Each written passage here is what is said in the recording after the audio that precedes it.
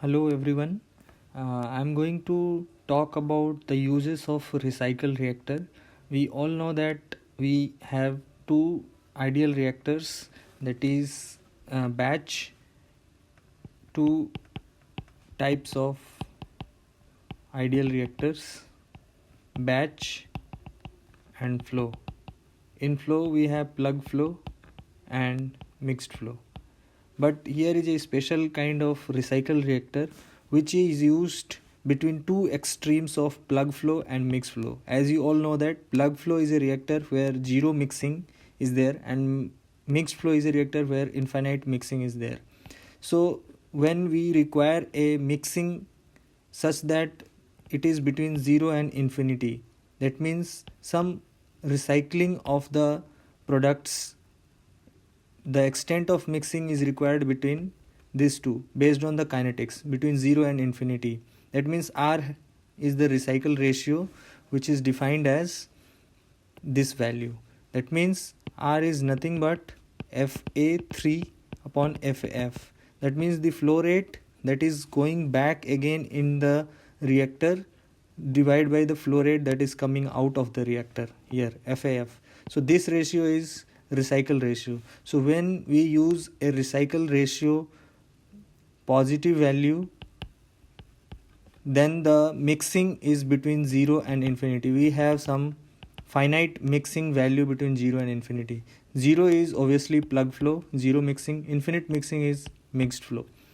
So there are some kinetic situations, kinetic expressions where we require a mixing between 0 and infinity. We cannot use plug flow, we cannot use mixed flow.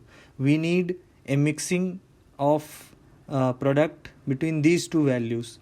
So then we use some recycle reactor. So in that case I will take an example and explain how do we and when do we use recycle reactor in an optimum manner. But before that, let us come to the performance equation of recycle reactor, where I will show how a recycle reactor can be broken into plug flow and mixed flow. तो मैं हिंदी में भी अब बात करूँगा थोड़ा. तो देखिए, जब हम मास बैलेंस करेंगे इस रिएक्टर के ऊपर विद इस फ्लो रेट FA नॉट के साथ और कन्वर्जन के साथ मास बैलेंस जब हम लगाएंगे इस पूरे सिस्टम पर, तो हमारा जो परफॉर्मेंस इक्वेशन आएगा वो कुछ इस तरह का होगा. और हम इसी परफॉर्मेंस इक्वेशन से प्लग फ्लो और मिक्स फ्लो का भी डेरिवेशन करेंगे. देखेंगे कि कैसे जब हम R इज इक्वल टू 0 रखते हैं तो वो प्लग फ्लो का इक्वेशन बन जाएगा, और R इज इक्वल टू जब इन्फिनिटी रखते हैं तो वो मिक्स फ्लो का परफॉर्मेंस इक्वेशन बन जाएगा. तो ये एक general type of performance equation है जो हम कभी भी इस्तेमाल कर सकते हैं प्लग फ्लो का परफॉर्मेंस इक्वेशन निकालने के लिए और मिक्स फ्लो का इक्वेशन निकालने के लिए. सो इन जनरल जो हमारा मास बैलेंस के बाद performance equation of recycle reactor आता है वो इस तरह से आता है. और एक एग्जांपल लेके हम ये भी समझेंगे कि कैसे हम रिसाइकल रिएक्टर का यूज़ एक स्पेसिफिक काइनेटिक सिचुएशन में कर सकते हैं, जहाँ पर ना तो हम सिर्फ प्लग फ्लो या फिर सिर्फ मिक्स फ्लो नहीं यूज़ कर सकते हैं. तो V upon FA nought is equal to R plus 1 XA1 which is जो कि आता है R अपॉन R प्लस 1. ये मास बैलेंस इक्वेशन से आता है जब हम इस रिएक्टर पे मास बैलेंस लगाएंगे. और ये XAF DXA upon minus RA. सो ये हमारा जनरल इक्वेशन है, परफॉर्मेंस इक्वेशन रिसाइकल रिएक्टर के लिए. जब भी हमारा रिसाइकल रिएक्टर 0 टू इन्फिनिटी होगा के बीच में कहीं भी लाई करेगा एक पॉजिटिव वैल्यू, तो हम ये वाली इक्वेशन यूज़ करके फाइनल कन्वर्जन या फिर वॉल्यूम ऑफ द रिएक्टर जो भी रिक्वायरमेंट होगा निकालेंगे. तो आइए देखते हैं कि कैसे हम जब R is equal to 0 recycle ratio को 0 करते हैं तो वो प्लग फ्लो रिएक्टर का इक्वेशन बन जाता है. चलिए, तो इस इक्वेशन में जब आप R इज इक्वल टू 0 रखेंगे तो वो प्लग फ्लो रिएक्टर का परफॉर्मेंस इक्वेशन बन जाएगा. तो हमारा जनरल इक्वेशन क्या था रिसाइकल रिएक्टर का, कुछ इस तरह का था. XA1 is equal to R upon R plus 1 XAF D X A upon minus R A. तो अब आप रखिए इसमें r इज इक्वल टू 0, तो ये बन जाएगा v upon F A not, ये हो जाएगा 0 + 1 और ये हो जाएगा 0 और ये हो जाएगा एक्स एफ। यहाँ पर जब आप 0 रखेंगे तो ये पूरा X A 1 is equal to 0 हो जाएगा और ये हो जाएगा D X A upon minus R A. और ये फिर हम लिख सकते हैं v upon F A not is equal to 0 to X A F D X A upon minus R A.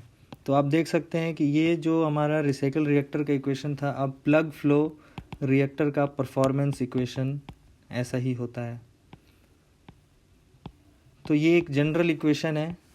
और अब हम देखेंगे कैसे जब हम r is equal to infinity रखते हैं तो हमारा इक्वेशन जो है वो मिक्स्ड फ्लो रिएक्टर का बन जाएगा। तो आइए चेक करते हैं। v is equal to F A nought, v upon F A not r plus 1। तो जब हम लोअर लिमिट में r की वैल्यू ऐसे रिप्लेस कर देते हैं X A 1 is equal to, और दोनों तरफ ऊपर और नीचे r से डिवाइड कर देंगे तो ये 1 और ये 1 upon 1 plus r X A F ऐसा बन जाएगा X A F D X A upon minus R A. तो जो हमारा एक्स ए 1 है वो हमारा क्या हो जाएगा, वो हमारा हो जाएगा जब हम r is equal to infinity रखेंगे तो ये हमारा हो जाएगा 1 upon 1 plus 0 X A F, X A 1 is equal to हो जाएगा एक्स ए एफ। तो आप देख सकते हैं कि जो हमारा लोअर लिमिट है एक्स ए 1 वो भी एक्स ए एफ है और जो हमारा अपर लिमिट है वो भी एक्स ए एफ है।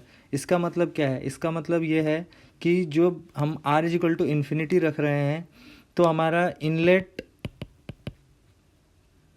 Conversion that is X A 1, जैसा कि आप यहाँ पर देख सकते हैं इनलेट कन्वर्जन जो हमारा एक्स ए 1 है और outlet conversion x A F दोनों बराबर है। इसका मतलब ये हुआ कि जो हमारा माइनस आर ए वैल्यू है इनसाइड द इंटीग्रेशन वो हमारा कांस्टेंट है।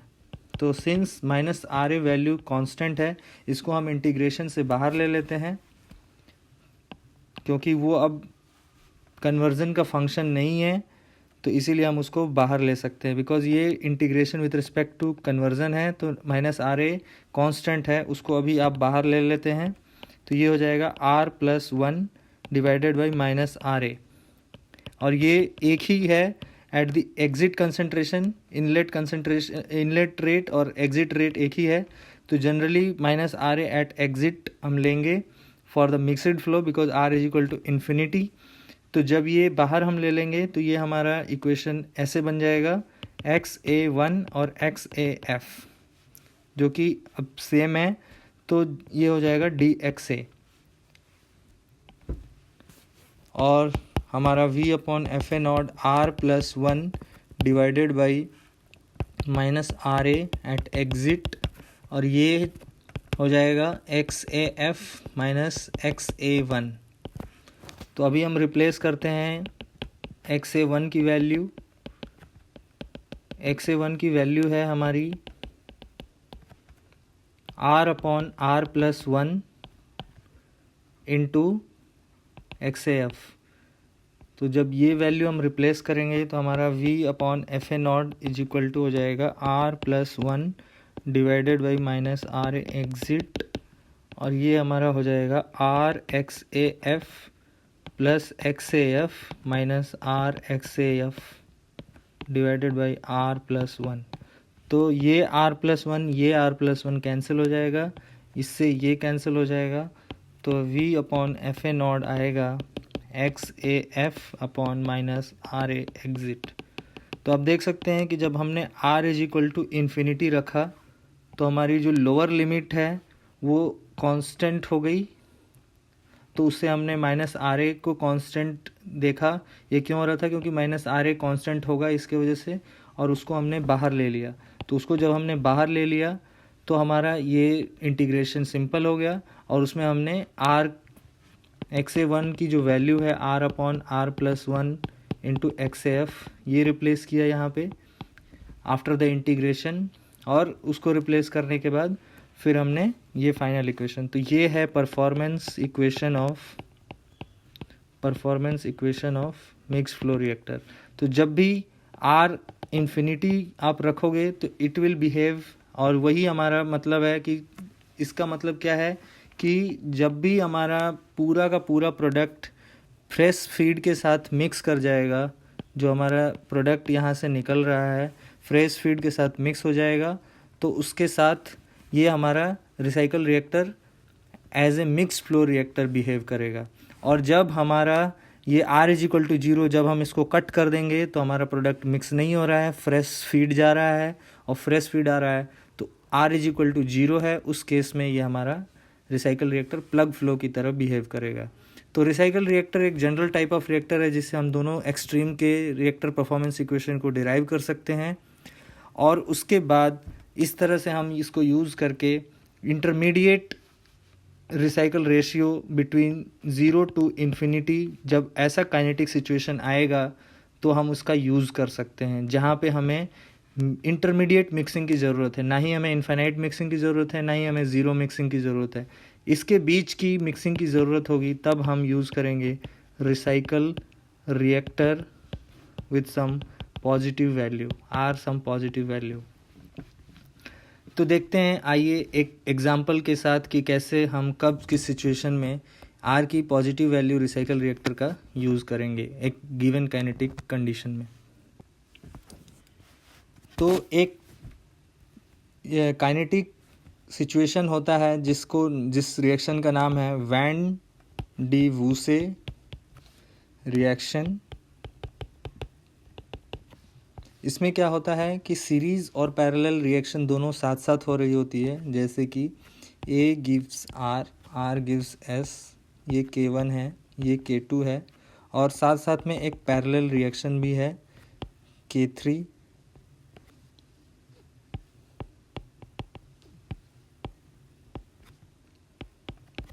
तो ये जो रिएक्शन है ये सीरीज़ है और यहाँ से ये पैरेलल है। तो इस तरह की जब सिचुएशन होगी तो हमें चेक करना होगा कि हम प्लग फ्लो सिर्फ यूज़ कर सकते हैं या मिक्स फ्लो, या फिर हमें इस दोनों के बीच, क्योंकि यहाँ पर रिसाइकल 0 है, यहाँ पर रिसाइकल इन्फिनिटी है, या इन दोनों के बीच हमें कोई positive value of the recycle reactor use करना है। तो देखिए क्या है कि कब हम प्लग फ्लो यूज़ करते हैं और कब हम मिक्स फ्लो यूज़ करते हैं। तो प्लग फ्लो हम तब यूज़ करते हैं जब हमारा रेट एक्सप्रेशन जो है, आप देख सकते हैं प्रीवियस जब हमारा डिस्कशन हुआ था तो इसमें हमने बात किया कि जो प्लग फ्लो हमारा है, ये प्लग फ्लो जो हमारा है इसमें हम यूज़ कर रहे हैं ये वाली इक्वेशन, ये हमारा प्लग फ्लो का एक्सप्रेशन है। तो इसमें जब भी हम वॉल्यूम, हमारा रिएक्टर डिज़ाइन में इम्पॉर्टेंट चीज़ है कि हम वॉल्यूम को मिनिमाइज़ करना चाहते हैं, minimum volume of the reactor find out करना चाहते हैं, तो वैसा रिएक्टर चूज़ करेंगे जो मिनिमम वॉल्यूम, क्योंकि that is our designing cost, minimum volume हमारा मिनिमम डिज़ाइन कॉस्ट होगा, इसीलिए हम वो क्राइटेरिया चूज़ करते हैं कि गिवन काइनेटिक सिचुएशन में कौन सा ऐसा रिएक्टर है जो मिनिमम वॉल्यूम के साथ हमें एक डिज़ायर्ड कन्वर्जन देगा। तो यहाँ पर हम देख रहे हैं कि जब भी हमारा रेट जो है हाई होगा पॉजिटिव ऑर्डर रिएक्शन के लिए, हम मिनिमम वॉल्यूम मिल सकता है। तो -RA जब हमारा हाई होगा तो हमारा वॉल्यूम मिनिमम होगा। तो पॉजिटिव ऑर्डर रिएक्शन के लिए हम KCAN n जब भी ग्रेटर देन 1 होगा पॉजिटिव ऑर्डर रिएक्शन के लिए, तब हमारा जनरल जो होता है हम PF यूज़ करते हैं। और जब भी हमारा n लेस देन 1 या फिर less than 0 negative order reaction, या फिर जहाँ पर हमारा रेट जो है कंसंट्रेशन को मिनिमाइज़ करने से रेट बढ़े डिज़ायर्ड प्रोडक्ट की, तब हम क्या करते हैं कि मिक्स्ड फ्लो यूज़ करते हैं। ये हमारा जनरल अंडरस्टैंडिंग है। तो इस गिवन काइनेटिक सिचुएशन में क्या हो रहा है कि जब हम A से R की तरफ जा रहे हैं और R यहाँ पर हमारा डिज़ायर्ड प्रोडक्ट है, हम देख सकते हैं कि R हमें ज़्यादा से ज़्यादा चाहिए। तो R अगर हमारा डिज़ायर्ड प्रोडक्ट है तो R से S भी फॉर्म हो रहा है, तो हम नहीं चाहते हैं कि R से S फॉर्म हो और ये वाली रिएक्शन ज़्यादा मात्रा में हो, हम चाहते हैं कि ये वाली रिएक्शन कम हो और आर से एस फॉर्म कम से कम हो, आर को हम मैक्सिमाइज़ करना चाहते हैं। तो किस तरह से हम इसको देखेंगे, तो यहाँ पर दो कन्फ्लिक्टिंग बात है। एक, जब हम ए से आर जा रहे हैं तो अगर हम पी एफ यूज़ करते हैं तो ये वाली रिएक्शन हायर ऑर्डर है, पावर यहाँ पर जो ऑर्डर है वो 2 है, यहाँ पर जो ऑर्डर है वो 1 है। तो अगर हम पी एफ का यूज़ करते हैं तो ये वाली रिएक्शन ज़्यादा होने लगेगी। और अगर हम एम एफ का यूज़ करते हैं, मिक्स्ड फ्लो का, तो क्या होगा कि हम यहाँ पर जो आर का फॉर्मेशन है वो कम हो जाएगा, क्योंकि ये भी एक पॉजिटिव ऑर्डर रिएक्शन है। तो यहाँ पर दोनों ही चीज़ें कन्फ्लिक्ट कर रही हैं। ना तो हम single P F R use कर सकते हैं, ना ही एम एफ आर यूज़ कर सकते हैं। हमें एक ऐसा सिचुएशन चाहिए जिसमें कि हमारा इंटरमीडिएट मिक्सिंग हो, ना तो फुल्ली पी एफ हो ना तो फुल्ली एम एफ हो। तो ऐसा सिचुएशन जब भी होता है तो हमें रिसाइकल रिएक्टर यूज़ करना पड़ता है। तो इस केस में हम क्या करेंगे, देखेंगे कि कैसे रिसाइकल रिएक्टर का यूज़ करके हम इस सिचुएशन को हैंडल कर सकते हैं। तो हम इसके डेरिवेशंस पे आते हैं, इसके एक्सप्रेशंस पे। तो जब हम माइनस आर ए के लिए एक्सप्रेशन लिखेंगे, रेट ऑफ रिएक्शन ऑफ ए, तो हमारा जो आएगा वो काइनेटिक एक्सप्रेशन इस तरह से आएगा, K1CA, क्योंकि K1 rate of disappearance for A for the production of R, plus साथ ही साथ ए डिकम्पोज हो रहा है in the second order reaction for the formation of T, तो plus K3CA raise to the power 2, इसके respect में order 2 है।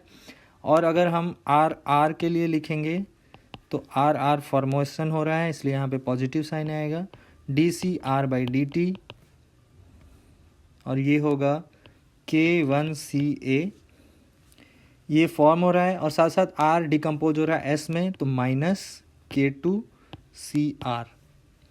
तो अगर हम इसके रिलेटिव रेट्स और रिलेटिव डिकम्पोजिशन को ऐसे रिप्रेजेंट करते हैं, dCr/dCA,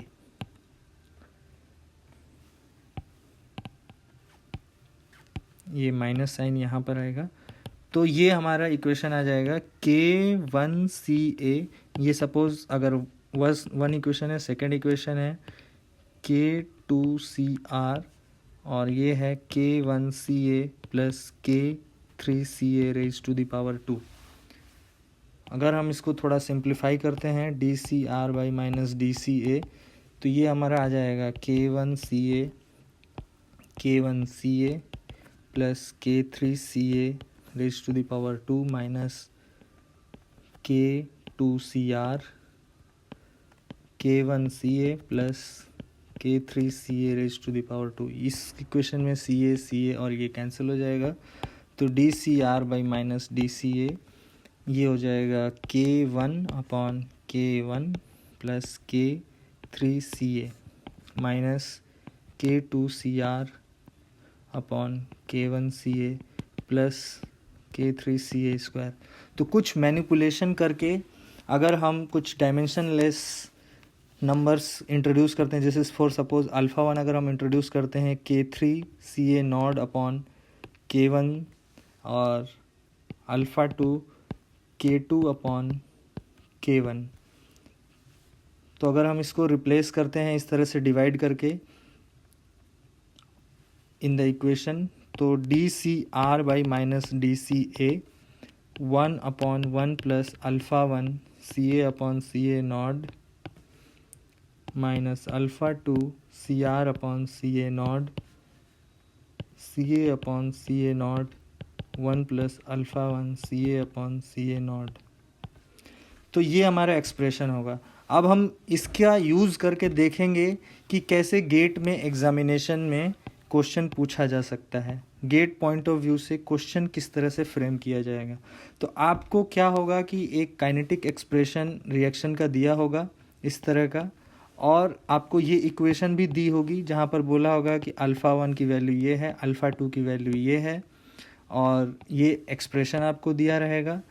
ये आपको इक्वेशन भी दे देंगे कि जो मास बैलेंस के बाद जो रेट एक्सप्रेशन है वो इस तरह का है। तो अब आपको चूज़ करना है फ्रॉम ग्राफिकल एनालिसिस कि आप क्या यूज़ करते हो।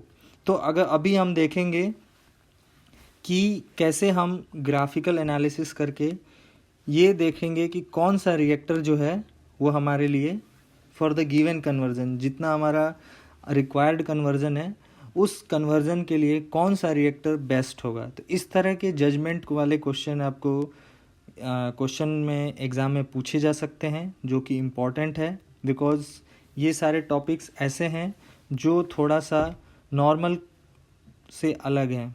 मतलब जैसे आज तक जिस तरह से क्वेश्चन पूछे जा रहे हैं, अब थोड़ा ट्रेंड बदल रहा है, मल्टीपल सेलेक्ट टाइप के क्वेश्चंस आने वाले हैं इस बार। तो आप ये भी देख सकते हैं कि कैसे वो थोड़ा डिफरेंट टाइप के क्वेश्चंस पूछेंगे इस पर। तो क्वेश्चन कुछ इस तरह से आएगा, आपको ये एक्सप्रेशन दिया होगा, काइनेटिक एक्सप्रेशन, और फिर आपको ये इक्वेशन दिया होगा, साथ में बोला होगा अल्फ़ा 1 की वैल्यू ये है, अल्फ़ा 2 की वैल्यू ये है। तो ग्राफ देखकर ये बताइए कि कब हम MFR, कब हम PFR और कब हम रिसाइकल रिएक्टर किस गिवन कन्वर्जन के लिए, जितना भी पूछा जाएगा कि इस गिवन कन्वर्जन सिचुएशन के लिए कौन सा रिएक्टर बेस्ट होगा। तो आइए हम दो ग्राफ से देख के समझते हैं। सपोज़ फर्स्ट ग्राफ में अल्फ़ा 1 की वैल्यू दिया है 0.005, अल्फ़ा 2 की वैल्यू दिया है 0.5, और इस तरह से इसका बनाया हुआ है। हाँ, तो इस तरह से जब हमारा अल्फ़ा 1 की वैल्यू 0.005, अल्फ़ा 2 की वैल्यू 0.5, और जब अल्फ़ा 1 10 और अल्फ़ा 2 1 हो, तो कौन से सिचुएशन में, और CA is equal to CA nought, ये हो जाएगा 1 - XA, ये वैल्यू है 1 - XA। ये स्केल भी 0.2, 0.4, 0.6, 0.8 और 1 तक है। तो जैसे जैसे हम इस डायरेक्शन में जा रहे हैं 1 - XA, CA/CA नॉट बढ़ रहा है बट कन्वर्जन घट रहा है। 1 - XA वैल्यू है ये, तो कन्वर्जन बढ़ेगा तो 1 - XA घटेगा, क्योंकि हाईएस्ट कन्वर्जन 1 हो सकता है। तो अगर हम देखेंगे सिचुएशन, तो जब हमारा PFR का सिचुएशन होगा वो कुछ इस तरह से होगा। फिर जब रिसाइकल रेशियो,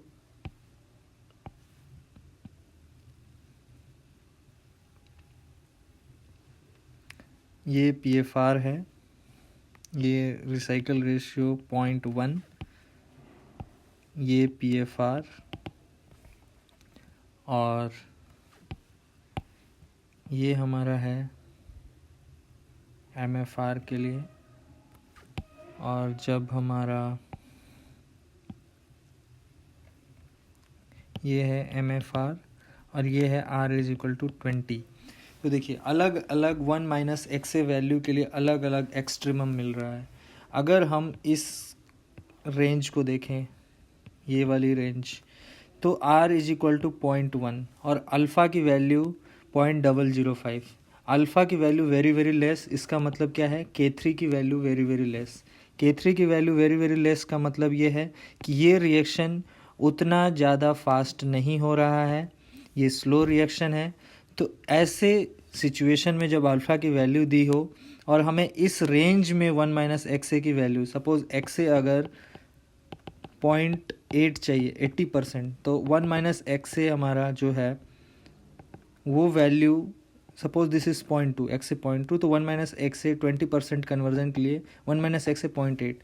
तो सपोज ये वाला हमारा है, तो इसका पीक यहाँ पर आ रहा है, ये हाईएस्ट यहाँ पर, और ये क्या है, CR/CA नॉट वैल्यू है। This is nothing but the yield, ये है हमारा यील्ड जो कि इसको रिप्रेजेंट कर रहा है, DCR/-DCA। तो ये हमारा यील्ड है। तो ये वैल्यू कब ज़्यादा होगी, ये वैल्यू तब ज़्यादा होगी जब हमारा ये वाली रेंज होगी। तो अगर हमारे क्वेश्चन में पूछा हुआ है कि 20% कन्वर्जन के लिए हमें कौन सा रिएक्टर यूज़ करना है, तब हम बोलेंगे हमें ये वाला रिसाइकल रिएक्टर यूज़ करना है। अब अगर आप देखेंगे ये एक्सट्रीमम यहाँ पे आ रहा है, तो ये जो भी स्केलिंग ग्राफ में आपको दिया होगा, तो ये एक्सट्रीमम जो है ये यहाँ पर आ रहा है। तो इस 1 - XA वैल्यू के लिए लेट सपोज कि ये XA इज इक्वल टू 0.3 है, तो 1 - XA वैल्यू हो जाएगा 0.7। तो ये 0.7 है, तो 0.7 पे PFR हमारा बेटर रिजल्ट्स दे रहा है in terms of CR/CA not. तो CR/CA नॉट क्यों, क्योंकि CR/CA नॉट ही वैल्यू है जो R के फॉर्मेशन को बढ़ाएगा। तो हमें किस कन्वर्जन, कितना कन्वर्जन चाहिए, उस हिसाब से हम जज कर सकते हैं कि C R by C A nought हमें कब ज़्यादा चाहिए, कब कम चाहिए और कौन सा सिचुएशन। तो जैसे जैसे हम आर को बढ़ाते जाएंगे वैसे वैसे एम एफ आर की सिचुएशन आर से 0.1 से 20 पर आए तो एम एफ आर के करीब आ गए। तो जैसे जैसे आप रिसाइकल रेशियो बढ़ाते जाएंगे R is equal to infinity पर एम एफ आर होता है, और जैसे आप देख रहे हैं कि आर बढ़ रहा है तो ये एम एफ आर जैसा सिचुएशन आ रहा है, तो जो हमारा ईल्ड है वो कम होता जा रहा है। तो इस तरह से क्वेश्चन में हम जज करके जैसे पूछा है वो आंसर दे सकते हैं। अब ये दूसरे एक्सप्रेशन को देखते हैं जहाँ पर हमारा अल्फ़ा की वैल्यू 10 है। तो अल्फ़ा की वैल्यू 10 है यानी कि हाई हो गया, इसका मतलब कि ये वाली रिएक्शन अब ज़्यादा डोमिनेंट हो रही है, ये फास्ट रिएक्शन है। तब हमारा सिचुएशन क्या होगा और हम कैसे देखेंगे। तो सपोज ये सारे ग्राफ हमको दिया रहेगा, सिर्फ हमको जज करने के लिए पूछेगा मल्टीपल सेलेक्ट या फिर 1 मार्क क्वेश्चन 2 मार्क क्वेश्चन में भी कि इस गिवन कन्वर्जन के लिए कौन सा बेस्ट रिएक्टर है, ये ग्राफ दे के पूछ सकता है। तो अगर हम देखें तो ये वाला सिचुएशन हमारा आएगा ऐसे, ये एम एफ आर के लिए है, और ये वाला सिचुएशन हमारा आएगा आर इज इक्वल टू 1.5, और ये है हमारा एम एफ आर, और एक सिचुएशन आएगा जो कि हमारा पी एफ आर का होगा। तो ये है हमारा पी एफ आर, ये वाला।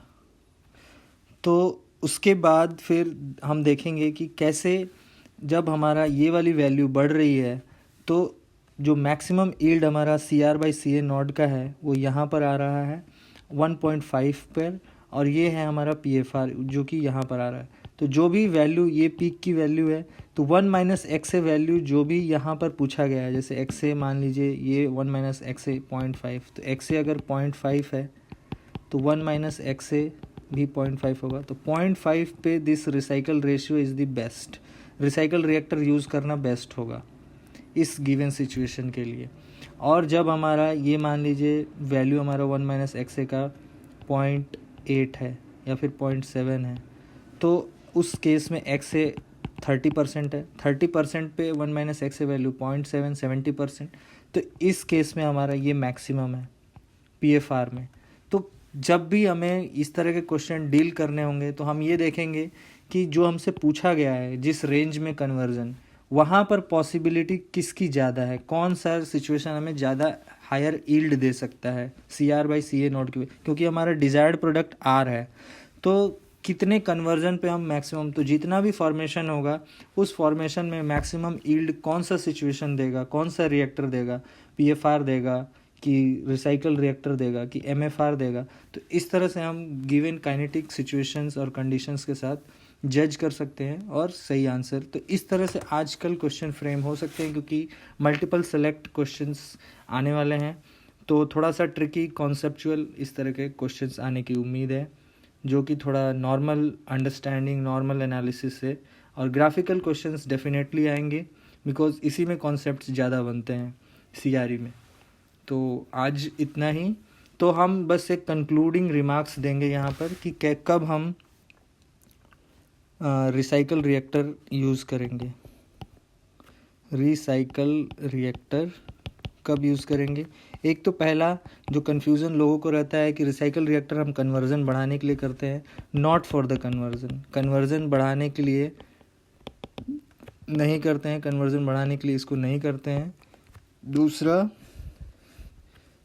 दूसरा ये कि हम इसको यूज़ करते हैं जब भी हमें यील्ड ज़्यादा चाहिए, और यील्ड कब होता है, जब सीरीज़ रिएक्शन और पैरेलल रिएक्शन हो रही हो उस समय हम यील्ड कैलकुलेट करते हैं। यील्ड होता है हमारा number of moles of desired product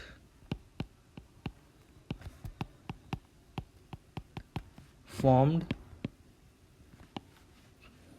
to number of moles of key reactant reacted।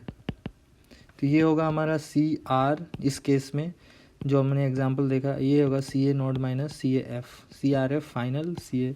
तो यही हम देख रहे थे, सी आर एफ पहले कुछ नहीं था 0, C A naught minus C A F, तो यही इसी से हम देख रहे थे D C R by minus D C A. तो इसी एनालिसिस से हम देख रहे थे ये वाली वैल्यू, तो हम ईल्ड को रिप्रेजेंट कर रहे थे अपने एनालिसिस में।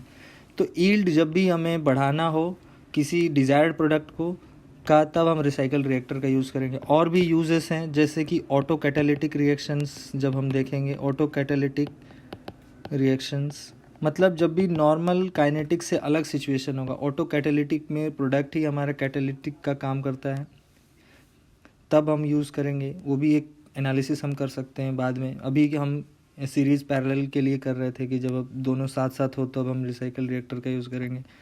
और साथ साथ में फोर्थ सिचुएशन ये है कि हम तब यूज़ करेंगे जब हमारा एक्सटेंट ऑफ मिक्सिंग, किसी भी ऐसा situation extent of mixing 0 to infinity के बीच में चाहिए। इसके बीच में जब भी हमारा आर कोई पॉजिटिव वैल्यू चाहिए, ऐसा सिचुएशन आ रहा है, तब हम यूज़ करेंगे। और फिफ्थ तब हम यूज़ करेंगे जब कंट्रोल करने की ज़रूरत है temperature, control the temperature of exothermic reactions. तो इस लेसन में इतना ही। Thank you very much.